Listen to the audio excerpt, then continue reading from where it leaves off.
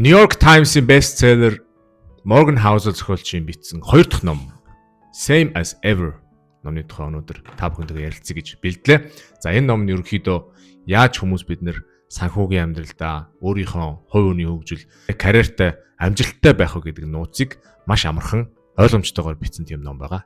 Hi, хөрөн оруулагч, lifelong learner Тэмүүлэн байна. Хэрв та манай MoneyWise Master Channel-ыг subscribe хийгээрэй. Оронд нь та бүхэндээ би танд хэрэгтэй гоё контентуудыг бэлтгэх болно. За ингээд let's talk about money. За энэ номны гол агуулга нь ерөөсөө хүмүүс бидний амьдралдаа гаргадаг шийдвэр, карьертаа гаргадаг шийдвэр, санхүүгийн шийдвэр, хувь хүний хөгжлийн шийдвэрүүд зөвхөн амьдралаа зүгнэж болох юмыг таамаглаж гаргах бос харин хизээч өөрчлөгддөггүй байгалийн хуулинд тулгуурлан гаргах талаар бичсэн байдаг. За яг ингэж ярихаар бас ойлгомжгүй байж магадгүй. Та бүхэндээ би удахгүй тайлбарлах болно. За энэ номыг зохиолч маань 23 тийм жижигхэн богино өөртөө тохиолдсон болон бодит түүхүүдээр үндэслэн гоё тайлбарсан байдаг. Хүний шунал, тачаал тэрнээс гадна айдас, эмоцийг гоё ойлгомжтойгоор тайлбарж бичсэн байдаг. За дөрмийн дагуу би та бүхэндээ 23 богино бүлгээс өөртөө хэрэг болсон миний амьдралд юм авчирсан, надад маш сэтгэл хүлээсэн 5 бүлгийн тухай хамтаа ярилцуулна. Ингээд let's dive in. Надад сэтгэл хөдлөсөн эхний бүлэг нь болохоор хүлээлт болон бодит байдал. За аз жаргалтай байх эхний дүрм нь хүлээлт багтай байх гэж энэ бүлэг эхэлдэг. За та хэр аз жаргалтай байна, хэр сэтгэл хангалуун байна, хэр стресс багтай байна гэдэг нь таны ямарваа нэг юм дээр хэр хүлээлттэй байгаагаас шалтгаална гэж бичсэн байдаг. Ер нь бидний амьдрал сайжраад, юм хөгжөө, технологийн шинэ дэвшилтүүд гарч ирээд, шинжлэх ухаан хүний амирыг авраад ингээд бүх юм ингээд сайжраад ирэх тусам бидний аз жаргалтай байдал, бидний стрессгүй байдал яг тэр хэмжээгээр сайжраагүй байдаг. Зарим тохиолдолд аз жаргалтай байдалтай аз жаргалгүй болдог, мууддаг гэж бичсэн байдаг. За энэ тухай нэг гоё ишлэл татсан байдаг. За тэр нь юу гэхээр Францын шүүгч, улс төрч, философч Baron de Montesquieu гэж хүн 275 жилийн өмнө бичгтээ зөвхөн аз жаргалтай байх маш амархан. Гэхдээ бид нар бусдаас илүү аз жаргалтай байх гэд байдаг нь энэ маш хэцүү. Аз жаргалтай байхад хэцүү. За яагаад тэгэхээр бид нар бусдыг байгаагаас нь илүү аз жаргалтай хараад илүү аз жаргалтай гэж бодоод байдгаа гэж бичсэн байдаг. За тэгвэл яагаад ингэдгийг нэг гоё жишээгээр авч бичсэн байдаг. За 1950-ад онд Америкийн нэгэн дундаж гэрүүл нэг хаустай, 2 машинтай, нэг шинэ машинтай, нэг хуучин завгийн машинтай. За өнөөдөр нэг 3 хүүхэдтэй, нэг нохоотой. Тэгээд эхнэр нь ажил хийдгүү гэртээ ингээд суудаг. За аав хүүхдүүдээ хараа суудаг За аав нь болонгууд ямар нэгэн ажил хийдэг. Тэгээд тэр бүх юма ганцхан хүний цалингаар ингээ болгоод идэг тийм golden үе байсан. Эдийн засгийн маш өндөр өсөлттэй. Манай Монголынхоор бол 2011-12 оны эдийн засгийн том үзүүлэлттэй бүүн болж исэн тийм үедээ харьцуулахаар тийм golden үе байсан гэж ярьдаг гэж номонд бичсэн байдаг. За тухайн үед тэгээд Америкийн нэг гэрүүлийн дундад цалин $29,000 байсан бол өнөө үед одоогийн амьдарч байгаа бидний үед бол Америкийн гэр бүлийн дундад цалин $70,000 болсон. Ер нь эрүүл мэндийн салбар хөгжсөн, технологийн салбар хөгжсөн. Ер нь амьдрал 1950 оныхоос хамаагүй ингээд дээрлээд эхэлсэн. Гэвч одоо амьдарч байгаа хүмүүсийн аз жаргалын индекс, аз жаргалтай байх тэр хүлээлт нь өөр байдаг. 1950 оныхоос доошоо байдаг. Тэгвэл яагаад тэгэд доошоо болсон юм бэ гэд судалгаа хийгээд үзэхэд одоо үед маш олон тэр бомтнон төрсөн, маш олон хүмүүс саятан болсон Тэр бүгдийг хаана юу хийж гин, ямар хүн байна гэдгийг зүгээр ерөөсөө маш амархан сошиал медиа интернет ороод хараад ингээд олж мэддэг болсон учраас зохиолчийн яриад байгаа хүлээлт, бодит байдал хоёр хол зөрөөд байгаа учраас аз жаргалгүй байгаамаа гэдэг санаа гаргаж ирсэн байдаг. За тэгээд манай Монголын хувьд бол бас яг адилхан тийм дүр зураг ажиллагддаг. За 1990 оноос өмнө социализмын үед бүх юм гоё байсан, бүх юм эвцэгтэй байсан гэж ярьдаг боловч тухайн үед бол яг бүх юм адилхан байсан, бүхэн адилхан ажил хийдэг байсан, хүн нэг хайхтар хүнээс илүү гараад байдгүй Тэгээд бүх айл яг адилхан машинтай, адилхан байрны амьдардаг, адилхан тавилгатай, адилхан байсан учраас өөр хүмүүсийг харж, өөрсдөө харьцуулж, амьдралаа ингээ харьцуулж үзэх нь бага байсан учраас аз жаргалтай, стрессгүй арай дээр байсан болов одоо үеийг бодоход ерөнхийдөө аливаа юмнаас нэг хүлээлт үүсгэхэд хэрэггүй. Хэрв тэр хүлээлт нь чинь тэр ямар нэг юм хүрхгүй бол таны дараа нь урамчин хугарнаа. Ер нь хүлээлт бага байхад аз жаргалтай, ер нь стрессгүй амьдж болдгиймаа гэсэн санааг энэ бүлэгтээ гаргаж ирсэн байдаг. За надад сэтгэл хөдлөсөн 2 дахь бүлэг нь юу гэхээр хамгийн сайн ярьдаг нь хождог. Монголчууд бид нар ярьдаг штэ. Чихэн дээр цэцэг ургуулна гэх Тэгээд тэр нь ерөнхийдөө ямар хүнийг хэлдэг, худлаа ярьдаг хүнийг хэлдэг гэж бий болгоод байгаа. Гэхдээ ерөөсө хамгийн сайн ярьдаг, хүний итгэл өмчлийг өөртөө татаж итгүүлж чаддаг хүнийг чихэн дээр цэцэг ургуулдаг хүн гэж хэлэх юм байна гэж би ойлгосон. За тэгээд яг энэ сэдвийг энэ бүлэгт хөндөж ярьсан байдаг. За хамгийн шилдэг санаа, хамгийн зөв санаа, хамгийн мэдээжийн санаа ялдаг. Хамгийн гол нь хамгийн сайн ярьдаг хүмүүс ялдаг юм а гэж номд бичсэн байдаг. За тэгээд чамд зөв хариулт байлаа гэж бодоход чи нэг их хол явахгүй. За чамд буруу хариулт байлаа гэд гоё ярьж чаддаг байх юм бол хэсэг хугацаанд хол явна. Тэ амжилттай байна. За чамд зөв хариулт, зөв санаа, тэгээд дээрэс нь гоё ярьж чаддаг байх юм бол чи ялна гэж бичсэн байдаг. За тэгээд зохиолч маань номдоо бичгтээ best story wins, энэ бол дандаа л ийм байсан. Тэгээд угаасаа цаашдаа ийм байх ч болно гэж бичсэн байдаг. За тэгээд үүнийг батлахын тулд гой жижигхэн сторинууд бичсэн байдаг. За тэгээд нэг таалагдсан story нь одоо юу гэхээр Yuval Noah Harari гэж хүний бичсэн 30 гаруй сая хувь борлогдсон Sapiens гэдэг одоо хүн төрлөختний түүх гэдэг ном байдаг. За би тэрийг бас номыг бас уншсан байгаа. За тэр ном бол маш сонирхолтой, маш гоё бичсэн, маш амархан бичсэн, хүнд ойлгомжтой. Тэгээд ерөөсөө нэг юм яг роман уншиж байгаа юм шиг тийм ингээд тавьж чадахгүй тэгээд тийм ном байсан. Тэр номны зохиолч хэлэхдээ юу гэж хэлсэн бэ гэхээр за энэ ном бол маш энгийн, ямар нэг юм шин юм тэгээд нээлт байхгүй. Зүгээр л би байгаа түүхийг аваад одоо ямар ч шин research, ямар шин судалгаа хийгээгүй зүгээр байж байгаа тийм архивт байж байгаа хүн төрөлхтний түүхүүдийг ингээд түүрлж амгуутал өөрөөр бичсэн. Өөрөөр хүүрнж өгүүлж өгсөн. Тэгж бичсэн учраас амжилттай болсон юм болов уу гэж хэлсэн байдаг. За тэгээд манай зохиолч маань бичгтээ бол яг л ерөөсөө л энэ юм шүү. Бага имийг арай өөрөөр ярьж чаддаг, арай өөрөөр хүн төрүүлж чаддаг, хүний анхаарлыг татаж чаддаг хүн л цаашаа явдаг юм а гэсэн санаа. За тэрнээс гадна бас нэг жишээ Титаник хөлгөө онгоцны ослын тухай жишээ авсан байдаг. За Титаник хөлгөө онгоц осолдоход за 1500 орчим хүн нас орсон байдаг. За тэгээд энэ түүхийг бид нар мэдээж бүгдээрээ мэднэ Титаник хөлгөө онгоцны тухай түүхийг. За тэгвэл 1948 онд сүнсэн хятадын Ferry гэж яриад байгаа гатлаг онгоц осолдоход ойролцоогоор 4000 хүн нас орсон байна. Тэдний бүгдээрээ мэдэж гэнэ үү. За тэрнээс гадна 1987 онд Donna Paltz гэдэг бас нэг гатлаг онгоц Ferry живхэд 4345 хүн амиа алдсан байдаг. Энэ бүгдийг бид нар мэдэхгүй явж нэг хүн мэддэггүй гэж бичсэн байдаг. Тэгвэл Титаник хөлгийн талаар мэдгүй хүн байхгүй. За энэ мэдээж юутай холбоотой вэ гэхээр тухайн хөлөг онгоцны мэдээж гоё түүх, баян усууд сууж явж исэн, зорчиж исэн гэдэг түүх. За тэгээд тэр онгоцны ослоос амьд гарсан хүмүүсийн ярьсан тэр яриа, story. Тэгээд мэдээж Титаник гэдэг блокбастер кино байгаа. Тэгээд тэр киноны ачаар бид нэр Титаник хөлөг онгоц гэдэг тэг онгоцны тухай, ослын тухай маш их мэдээлэл, маш их одоо гоё түүхийг мэддэг байгаа. За тэгээд энэ нь бол яг ерөөсөө best story wins гэдэг одоо тийм энэ нэг агуулгыг харуулсан гоё жишээ яваад байгаа. Гоё ярьж чадж гин үү, хүнд хүргэж чадж гин үү, хүний анхаарлыг татаж чадж гин үү гэдэг. Тэгээд тийм болохоор ер нь хэн хамгийн сайн story ярьж хүмүүсийг татаж чадна, тэр хүнд амжилтанд хүрэхэд ерөөсөө ямар ч асуудал байхгүй. Хамгийн гол нь хүний анхаарлыг татчих хэрэгтэй. Сторигаа гоё ярьдаг байх хэрэгтэй.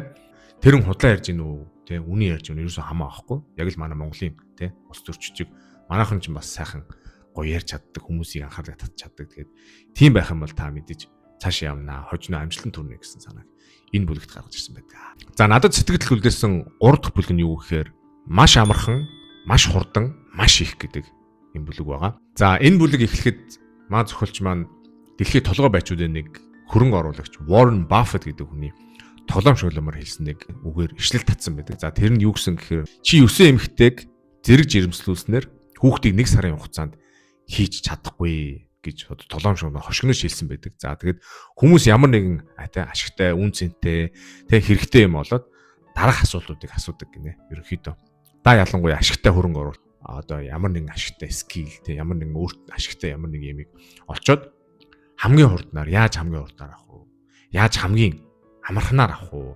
Яаж 2 дахин хурднаар энийг ингээ гүйцэлдүүлж юм ингээд болгочих уу? Эсвэл яаж 2 дахин их ашиг олох вэ гэж асуудаг гинэ.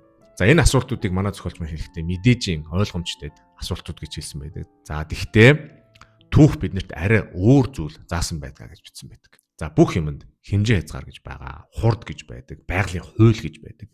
За тэрийг хэтрүүлэх юм бол ихэнхдээ бидний хэлдгээр одоо нуухыг авах гэж байгаа нүдийн сохлон гэж юмыг хурдан одоо байгалийн хуулиас тэгж давуулж ингэж хийх юм бол ерөөсөө болохгүй гэсэн санааг энэ бүлэгтээ бичсэн байдаг. За тэгээ мэдээж хэрэг энэ бүлэгт маш гоё богино түүхүүдийг болсон явдлуудыг жишээ авч бичсэн байдаг. За нэг жишээ нь болохоор Роберт Wadlow гэж дэлхийн түүхэнд хамгийн өндөр хүн байсан гэж бичсэн байдаг. За тэгээд тэрээр 7 настай байхдаа 182 см байсан. За 11 настай болсон чинь 2 м 13 см тийм өндөр болсон байсан гэсэн. За тэгээд 22 наснда харамсалтайгаар нас барахдаа 2 м 71 см өндөр 226 кг жинтэй байсан гэж бичсэн байдаг. За хэрв ийм хүн одоо кинонд гарах юм бол мэдээж супер баатар болсон байгаа. Хинээс ч гүйцэхдэггүй, амар хурдан, хүчтэй, хинч дийлдэхгүй те. Гэхдээ харамсалтай нь түүний амьдрал там байсан гэж бичсэн байдаг. Тэрээр хөлөө зөөж ядан явдаг байсан. Тэгээд зүгээр зогсож чаддгүй ингээд нэг ханд налаад зогсдог байсан. Тийм үү, зогсоход маш хэцүү. Ер нь амьдрахад босоод ингээд явхад өдөр тутмын одоо ингээд бид нэр хийдэг мэдээж ин одоо ингээд юмнуудыг хийхэд маш хэцүү байдаг байсан гэж бичсэн байдаг. Тэгээд хэрв тэр Роберт Wadlow гэж нас бараагүй цаашдаа ингээд өсөөд тэг ингээд өндөр болсон бол зүгээр ингээд алхахад шууд хөлнийх нь ясанд хугархаар тийм үлэмж биетэй аврах хүн байсан гэж бичсэн байдаг. За тэгээд энэ түүхээр зохиолч маань юу гэж хэлэх гээд байна гэхээр хүнийг 3 дахин томсгоод 3 дахин илүү үзүүлэлт перформанс гаргаж авч болдгоо маа, байгалийн хууль гэж байдгиймаа. Тэгж одоо байгалийн хууль тэгж ажилдгоо маа гэж бичсэн байдаг. За тэгээд хүний бие организм ер нь тэгж ажиллахгүй 3 дахин том болоод 3 дахин хүчтэй болоод 3 дахин хурдан болоод 3 дахин ухаантай болно гэж тийм байдгүй. Тэгээд тийм учраас байгалийн хуулиараа л байдгиймаа гэсэн санааг биччихсэн байдаг. За бас нэг гоё жишээ нь модны тухай бичсэн жишээ байдаг. За тэгээд тэр нь яадаг гэхээр шинэ мод тариад мод ургахтаа эхний хэдэн жилдээ өөр моднуудын сүүдэрт ингээ ургатын гинэ. За тэнгүүд шууд нарны тусгал байхгүй одоо тийм мод удаан ургадаг. За тэгээд удаан ургах процессондоо юу болдог гэхээр мод маш нэгтралтай хатуу болж ургатын гинэ. Тэгээд том болохоор маш бат бөх хөгшин мод болдог.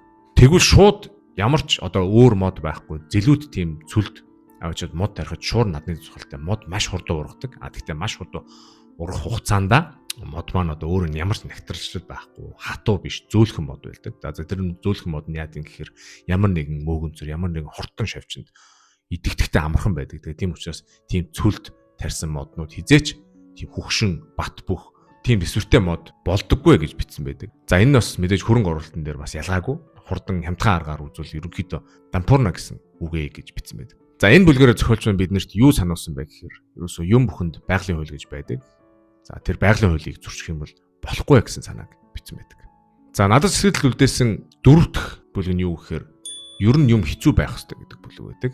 За энэ бүлэг маань эхлэхдээ юмыг хялбар аргаар товчлох ямар аюултай байдгийг гэдгийг харуулах зорилгоор нэг жишээгээр эхэлдэг. За 1846 онд Donner гэдэг гэр бүлээр ахлуулсан 86 хүн одоогийн Illinois мужийн Springfield гэдэг хотоос Калифорни мужид одоо сууршихаар ингээ хөдөлсөн байдаг гэж тийм түүх байдаг. Одоо энийг болсон явдал. Төлөвснөөр ингээ явах юм бол ер нь хэдэн сарын аялал байсан гэж бичсэн байдаг. Түүнээс гадна цаг агаарын аюултай нөхцөл дээрээс нь мэдээж Америкийн одоо уугуул иргэдийн халдлагад маш юм өртөжсэн тийм аюултай тийм нөхцөлт гэж явсан аялал гэж бичсэн байдаг. Тэгж явсаар замынхаа дунд Ohio мужийн одоо хайгуулч Lansford Hastings гэдэг хүнтэй таралдаад одоо түрүүний ятгалганд оронгуудаа замаа 3-4 хоног товчлохын тулд тэр хүний заасан замаар явсан гэж. За тэгэд Lansford Hastings гэдэг хүний хэлсэн бүх юм нь худал байсан.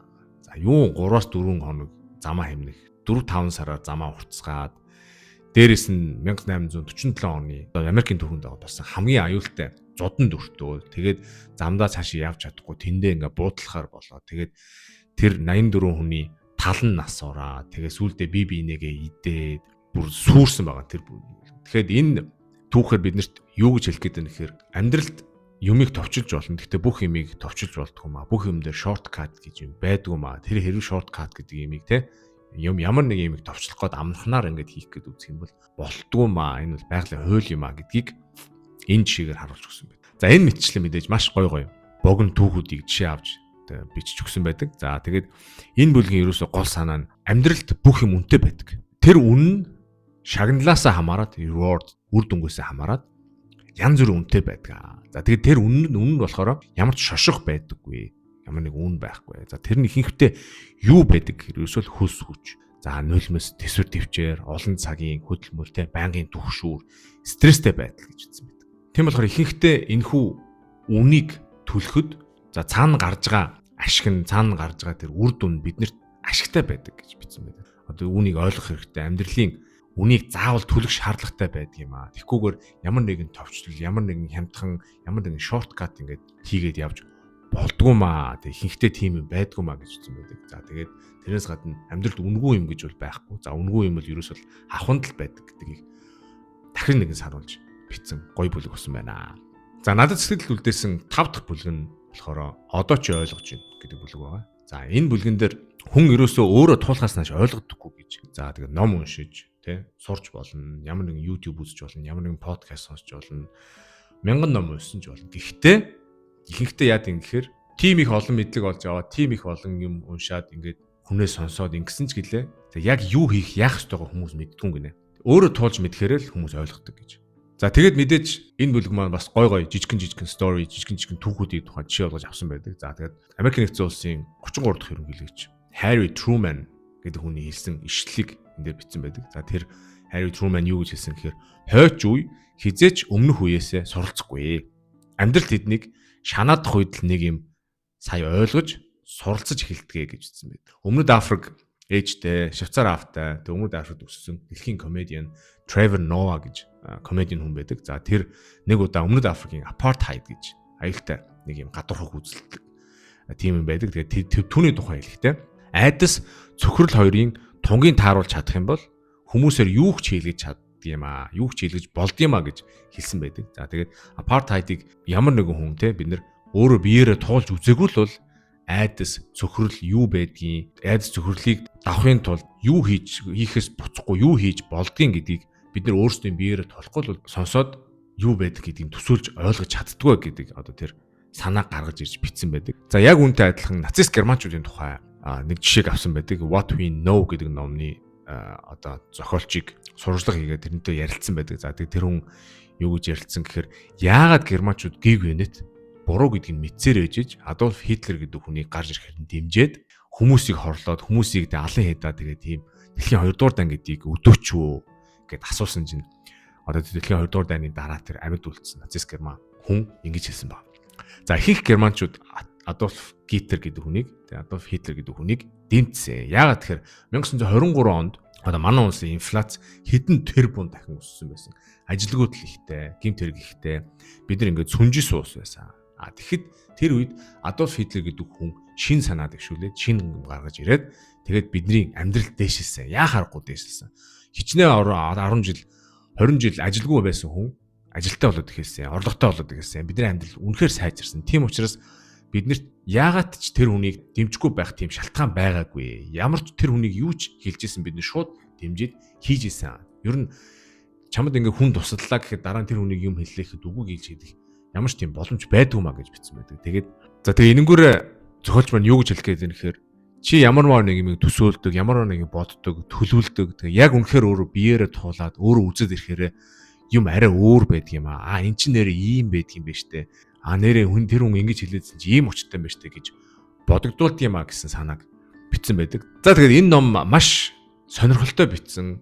Монгол хэлээр гарсан үг нь мэдгүй. Ямар ч Psychology of Money гэдэг ном Mona the English Bookstore бол гараад ирсэн юм байлээ. Тэгээд Mona-гийнхэн үзжээвэл энийг бас Монголд оруулж ирээрээ. Маш гоё ном. Хатад бол амар их юм бодогдвол миний унших дуртай номнуудын нэг байгаа. Morgan Housel гэдэг. Тэгээд New York Times bestseller ном байгаа. Энэ хүртэл та бүхэндээ тэсэж хамт байсанд баярлалаа. Энэ номыг олж уншаарай. Тэгээд карьертаа өөрийнхөө шийдвэр, өөрийнхөө санхүүгийн шийдвэр, өөрийнхөө карьерийн шийдвэр, өөрийнхөө хувь хүний хөгжилд энэ номыг уншиж нэмэр болоорой гэж та бүхнээс хүсмээр байна. Ингээд дараа уулзлаа. Түр чао.